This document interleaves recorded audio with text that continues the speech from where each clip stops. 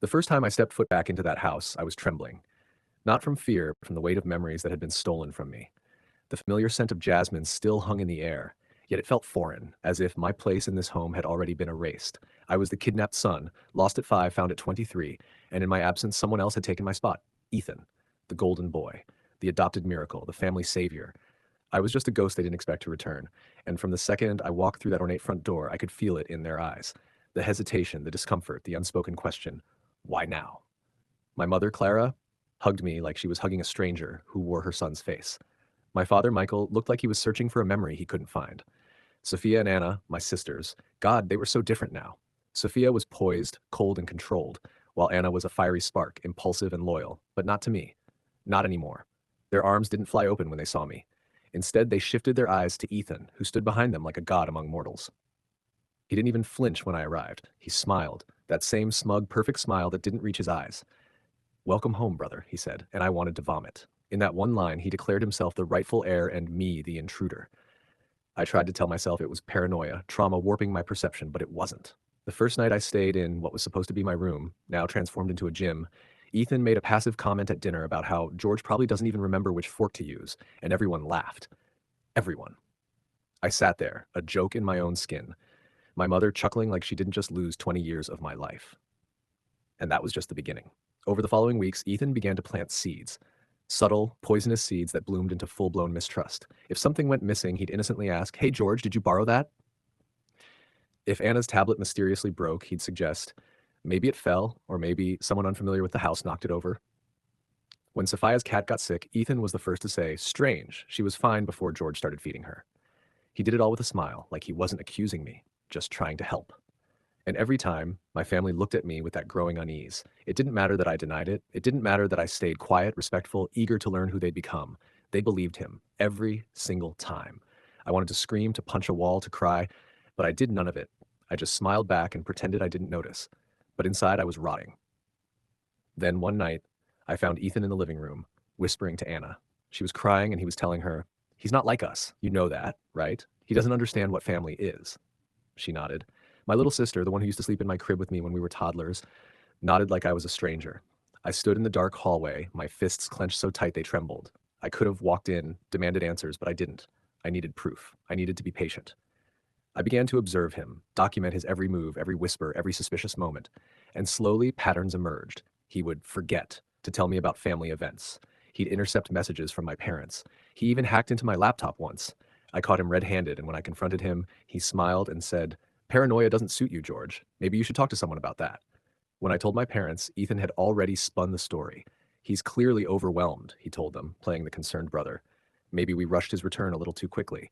PTSD is a serious thing." My father took me aside and suggested therapy. My mother started watching me like I was a ticking bomb.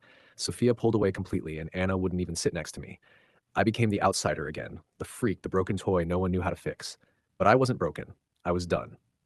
Done pretending. Done hoping. Done waiting for them to see what was right in front of them. If they wanted a villain, I would become one, but on my terms. I started to build a plan, piece by piece, layer by layer. I started with the past, my own abduction. I requested files, talked to detectives, reached out to the nurse who helped identify me years later. I found discrepancies, oddities in the timing of Ethan's adoption. He was taken in just 6 months after I vanished. Coincidence? Maybe. But I don't believe in coincidences anymore. I dug deeper, found the orphanage he was adopted from, and it didn't take long to uncover something unsettling. Ethan was never in an orphanage. He appeared out of nowhere. No records before age 5. No birth certificate, just a medical exam and an adoption file. The timing was too perfect, too convenient. I started tailing him, and what I found made my blood freeze. He had a burner phone. He'd meet a man every week behind a grocery store, cash exchanged, files passed. One day I followed him in secret and overheard part of the conversation. "They still don't know?" the man asked. "No," Ethan replied. "And they never will. George is cracking. Another week and he'll either leave or explode." That night I went home and smiled at him across the dinner table. I thanked him for helping me settle back in. He grinned like he'd already won. But inside I was alight with rage and clarity. Ethan didn't just steal my place. He erased me. He didn't just lie to my family. He built a false reality where I was the threat. And they bought it. Every single one of them. So I stopped trying to win them back. I stopped defending myself. I let Ethan build his tower of lies higher and higher, knowing that the higher it went, the harder it would fall. And when it did, I'd make sure every piece buried him. But I wouldn't do it alone. I reached out to someone who had no reason to lie, our old neighbor, Mrs. Halpern. She was 90 now, nearly blind, but sharp as a whip. When I asked her if she remembered anything from the time I was kidnapped, her eyes widened. Yes, there was a boy, she said. A strange boy your father brought home not long after you disappeared. I thought he was you, but he wasn't. I asked her if she'd testify. She said she would. My first ally. Then I contacted the private investigator I hired. He'd been following Ethan for weeks now, and the footage he sent me was damning. Ethan taking files from a safe in Dad's office, erasing texts from Mom's phone, even slipping something into Sophia's water bottle. It wasn't enough for public exposure yet, but it was close. So I waited. I let Ethan keep digging his grave. And the moment he made one more mistake, one undeniable error, I'd strike. But until then, I stayed quiet, stayed broken, stayed invisible, because nothing is more dangerous than the man no one sees coming. And I, George, the forgotten son, the ghost in the mirror, the stranger in his own home, was about to become their worst nightmare. The thing about revenge is that it's not about rage. It's about patience, precision, the willingness to let your enemy feel victorious long enough to forget he ever had a rival. And Ethan, in all his smug glory, had no idea that I had finally stopped fighting for acceptance and started building a war chest of truth. Every smile I gave him was a dagger I sharpened behind my back, and in the weeks that followed my silent declaration of war, I let him grow bolder, more reckless, watching as he thrived in the spotlight my family so eagerly handed him. And it was almost laughable how easily he manipulated them, how Anna would giggle when he told stories that painted me as clumsy or forgetful, how Sophia, once so cold toward me, started expressing concern not because she saw through Ethan, but because she thought I was mentally deteriorating. "You've been through so much," she said one evening, placing a hand on my shoulder with that fake sisterly empathy. "Maybe you should take a break. Just go somewhere peaceful for a while. Reset." And I knew she wasn't suggesting it out of love. She was parroting Ethan, who had subtly planted the idea in her head like a parasite. And my parents, well, they were already gone, emotionally anyway, too wrapped up in the fantasy of their perfect adopted son, and too ashamed of the broken real one that had come back to disrupt their carefully curated image of family. They didn't want a reminder of their failure, and that's what I had become to them, a walking failure, a mistake they couldn't erase, so they avoided me. Even when I sat at the same dinner table, even when I spoke, they looked past me like I was a shadow cast on the wall. And Ethan, he basked in their blind love, performing acts of kindness that always came with just the right amount of venom. He brought my mother coffee with a smile and told her, "George stayed up all night pacing again, poor guy." And she would glance at me with pity and a touch of fear. And one night, after Ethan accidentally spilled water on my laptop, my only tool to store all the surveillance data, I saw red, not because of the loss, but because of the smirk he wore when he apologized and the way no one questioned him. And that night I didn't sleep. I didn't blink. I sat with my backup drive, the one he didn't know about, and I watched every clip, every whisper, every conversation he had with strangers in alleys, every manipulation, every piece of the puzzle falling together until the full picture emerged like a rotten corpse unearthed from the soil. And what I found shook even me. Ethan hadn't just inserted himself into my family's life by luck. He was part of my disappearance, or at least his father. The man he met behind the store was, and I finally had a clear shot of the man's face run through a database by my private investigator, and the name came back. Gerald Knox, a known trafficker from 20 years ago who vanished after a high-profile case of child smuggling in our area. And suddenly it all made sense. The lack of records, the mysterious adoption, the perfectly timed arrival after my kidnapping. Ethan was planted, maybe not by choice, maybe as a product of that underworld, but definitely raised to infiltrate. And he'd done it perfectly, so perfectly that even I began to doubt myself in the beginning. But not anymore. Now I was filled with something colder than rage, certainty. And that certainty drove me to take the next step. I leaked part of the surveillance to Sophia anonymously, a single clip. Ethan rifling through her room while she was away, removing a page from her journal and photographing it. And when she confronted him, he gaslit her into believing it was to plan a birthday surprise and that George must have edited the footage. And she believed him. Of course she did. But a crack had formed. I saw it in her eyes. Doubt had entered her bloodstream like a virus, and I knew it was only a matter of time before it spread. So I pushed further. I gave Anna an old photo, one of her and me as toddlers, before I was taken, before Ethan ever existed. And I saw the confusion in her eyes as she stared at it, the unfamiliarity of her own past disrupting the narrative she'd been fed. And later that day, I heard her asking Mom, "Why don't I remember George when I was little?" And my mother paused, uncertain, caught between a lie and the uncomfortable truth, and she said, "You were too young." But I could see that the lie tasted bitter. And that was enough, because lies don't last forever when truth scratches at the walls every night. And while they started to squirm under their own delusions, I made my final move. I set a trap, a beautiful, intricate web of lies and half-truths that only Ethan, in all his arrogance, would walk into willingly. I told him I was leaving, that I couldn't take it anymore, that I'd written a goodbye letter and booked a train out of town. And I left the letter on the kitchen table for everyone to read, filled with sorrow and regret, the kind that would make me look like a man on the brink. And then I vanished. Not really. I just went to the old cabin on the outskirts of town where I set up my equipment, watching through hidden cameras I had installed in the house weeks ago. And within hours, Ethan took the bait. He celebrated privately, called Gerald and said he's finally gone, the freak cracked. And then, cocky and careless, he opened the safe in my father's study and began shredding documents. Documents I had already copied, family records, adoption forms, forged therapy reports he'd fabricated about me, even prescriptions he'd planted to make me look unstable. And I recorded every second, every shred, every smirk. And then I returned home 2 days later, disheveled, silent, letting them see a version of me that was barely holding on. And just like that, they wrapped around Ethan tighter than ever, believing he had been right all along. And the night of my return, as he stood in the hallway with that satisfied glint in his eyes, I leaned in and whispered, "Checkmate's coming." And for the first time, I saw his smile falter, just a twitch, but it was there, and I knew he was finally nervous. And I thrived on that fear because now it was my turn to write the story. Not the broken son who came home too late, not the liar or the intruder, but the avenger, the hunter, the storm that tears down false kingdoms. And what I had planned next would leave no room for denial, no safe place for Ethan to run, no excuse my family could use to cleanse their guilt. Because I wasn't just going to expose Ethan, I was going to destroy him so completely that even the memory of him would make their stomachs turn.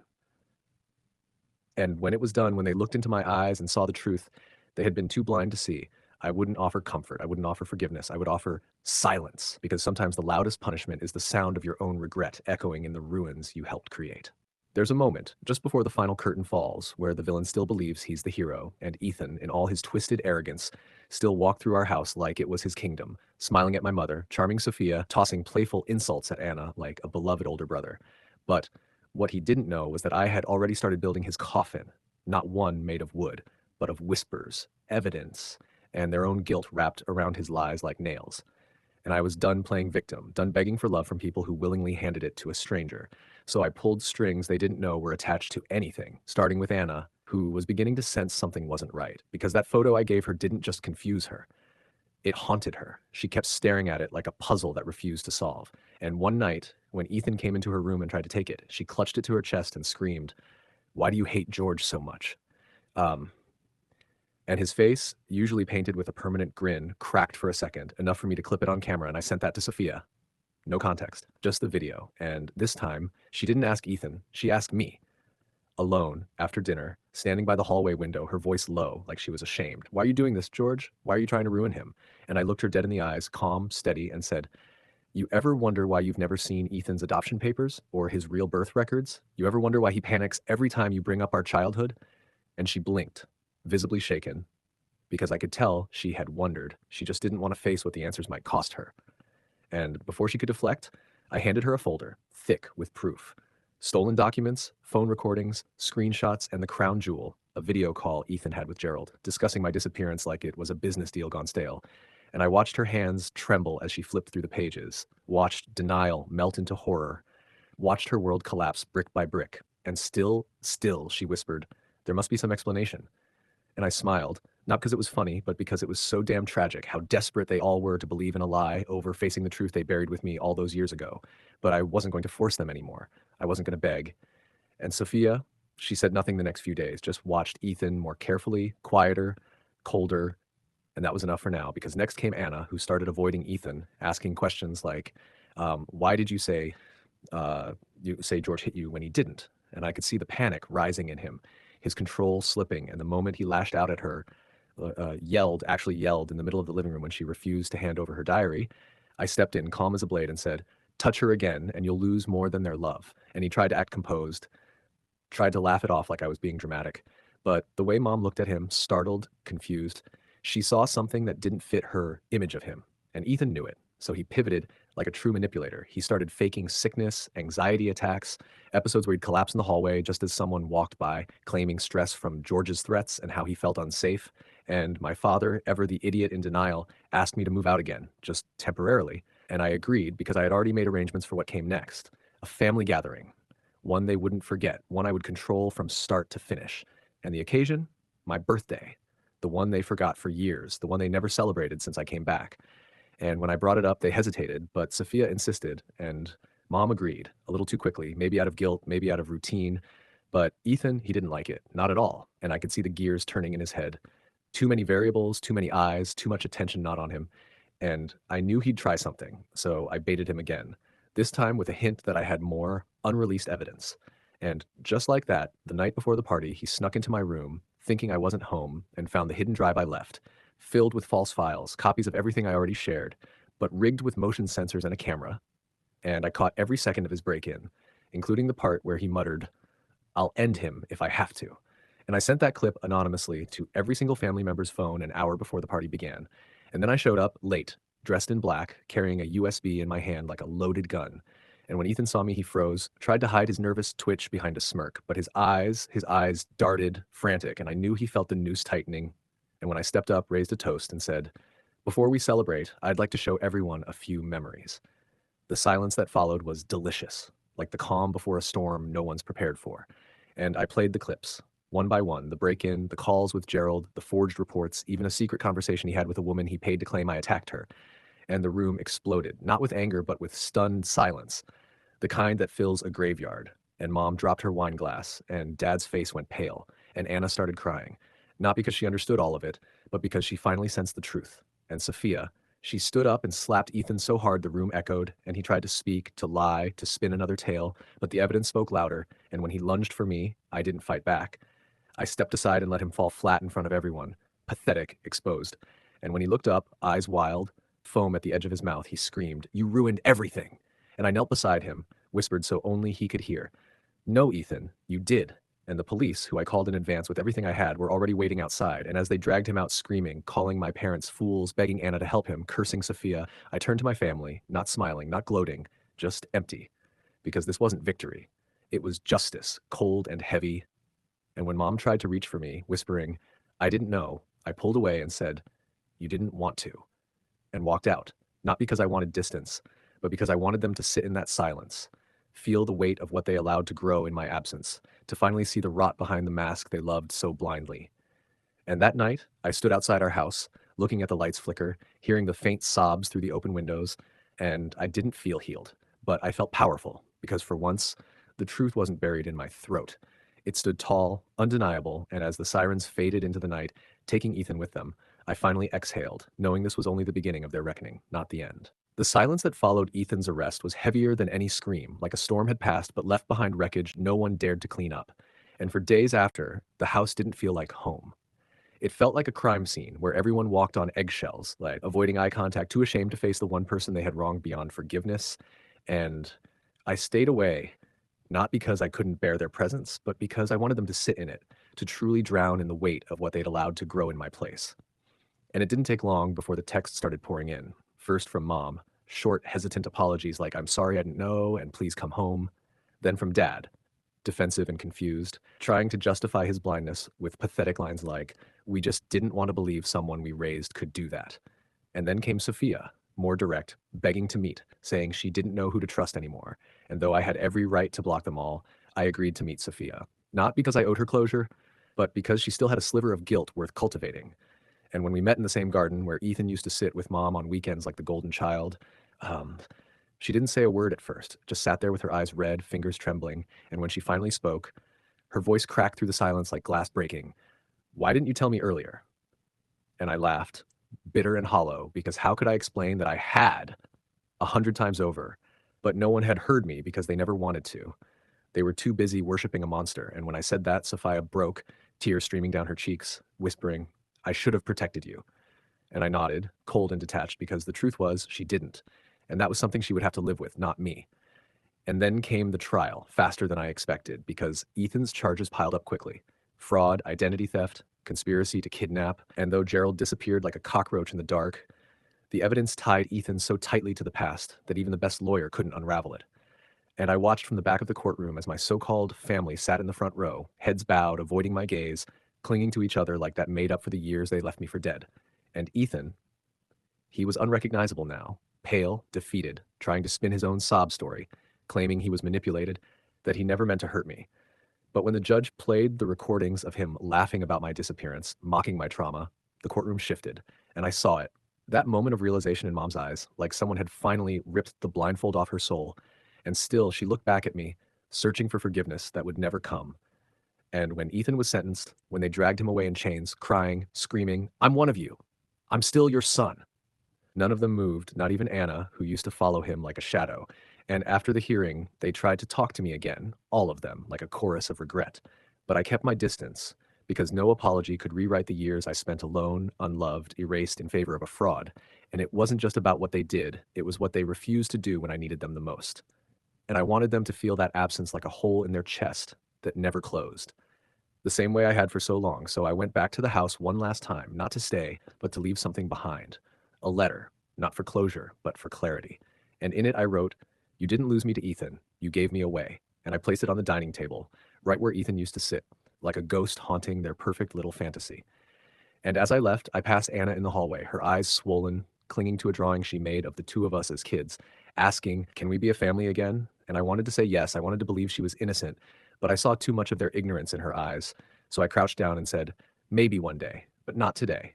And I walked away, knowing that healing doesn't come from forced reunions or pretty words, it comes from truth. And they were just beginning to taste its bitterness, and weeks passed, maybe months. I stopped counting because I was rebuilding my life, brick by brick, without the illusion of family, just the raw truth of who I was and what I'd survived. And then one day, out of nowhere, I got a letter, handwritten, trembling cursive from Mom, begging me to come home, saying the house was empty without me, that they lit a candle for my birthday, that they finally celebrated my name instead of Ethan's. And for a moment, I felt the old ache, the boy in me, longing for what could have been. But I didn't respond because the man I'd become wasn't desperate for their love anymore. He didn't need to be chosen to know his worth. And while they mourned the version of me, they never took the time to know. I kept moving, kept rising, because sometimes the only way to heal is to let the ones who broke you sit with their guilt in the silence they created it, and I wanted them to sit in it forever, with Ethan's ghost in every room, every frame, every whispered memory of what they lost and what they never deserved to begin with. They say time heals, but that's a lie told by those who never had to bury themselves alive in the silence of being forgotten. Time doesn't heal, it just teaches you how to live with the scars. And in the months that followed Ethan's sentencing, the wound they carved into me didn't close. It hardened, calcified, turned into something I wore like armor. And as the seasons changed, I watched them from a distance, like a ghost they couldn't escape. Sophia trying to reach out every few weeks, her messages soft and remorseful, filled with memories of us as kids, as if nostalgia could erase betrayal, and Anna writing letters she'd slide under my apartment door, filled with childlike hope and terrible spelling, begging me to come visit her school play, her birthday, her nightmares. But I didn't go, because love that only rises after loss isn't love. It's guilt. And guilt is a poor substitute for the years they gave to a stranger while their real son screamed in the dark, and then came the final blow. Mom called me, her voice trembling, distant, asking me to come see Dad, who had suffered a stroke. And part of me wanted to hang up, but something colder, crueler inside me whispered, "Go, not for him, but for the closure." And when I stepped into that hospital room, I didn't see the man who raised me. I saw the man who looked into my eyes when I came home after being kidnapped and said, "Why are you making things harder for Ethan?" And now he lay there, silent, unable to speak, his eyes filled with shame and something else, maybe regret, maybe the knowledge that he had handed his son over to a wolf in sheep's clothing. And I didn't speak. I didn't hold his hand. I just stood there, let the silence strangle him like it did me for years. And when I finally turned to leave, I paused, whispered, "Now you know how it feels not to be heard," and walked out without looking back. And after that, something shifted in them. Like the gravity of what they'd done finally collapsed the fantasy they'd lived in. And Sophia showed up at my doorstep one night, soaked in rain, holding a box. Inside were my childhood drawings, the ones Mom claimed had gotten lost years ago, but I knew they'd just been replaced by Ethan's photos. And I stared at them like relics from a life I never got to live. And she said, "We're selling the house." And I laughed, low and sharp, because of course there were too many ghosts live there now. And when she asked me if I wanted to come help clear out my old room, I didn't answer because my room wasn't a room. It was a tomb, a place where my memory had been erased. And yet I went, not for them, but for me. And when I walked through that door, I saw it, still untouched, sterile, like they'd kept it frozen in time, pretending I hadn't returned. And at the back of the closet, I found the teddy bear I was clutching the night I was taken, stitched poorly with one eye missing. And suddenly, I wasn't a man anymore. I was that boy again, scared, begging someone to come find me. And I sank to the floor, holding it, shaking, because the pain never left. It just found new places to hide, and Mom stood at the doorway, her voice barely above a whisper. I thought keeping your room like this would help. I was wrong. And I looked up at her, hollow, and said, You kept the room, but not me. And she broke then, knees to the floor, sobbing, whispering apologies I couldn't accept. And I left them there, all of them. Because forgiveness isn't owed, it's earned. And they had never once bled for me the way I bled for their approval, their love, their recognition. And as I walked away from that house for the last time, I felt lighter, not healed, but released, like I buried the past on my own terms, and the future, my future, no longer had space for people who only remembered my name after it became a headline. And now I live in a new place, one I built with my own hands. No portraits of strangers on the walls, no echoes of Ethan did it better. Just peace, the kind that comes not from revenge, but from reclaiming your story and setting it on fire so no one else can rewrite it again. And sometimes late at night, I still hear echoes of what could have been, of a family that fought for me instead of feeding me to the wolves. But I silence them with one truth. I survived without them. And that is a power they will never understand. And maybe that's the real punishment. Not Ethan's prison sentence, not the guilt gnawing at their bones, but the knowledge that the boy that they abandoned didn't just survive. He thrived without them, in spite of them, beyond them.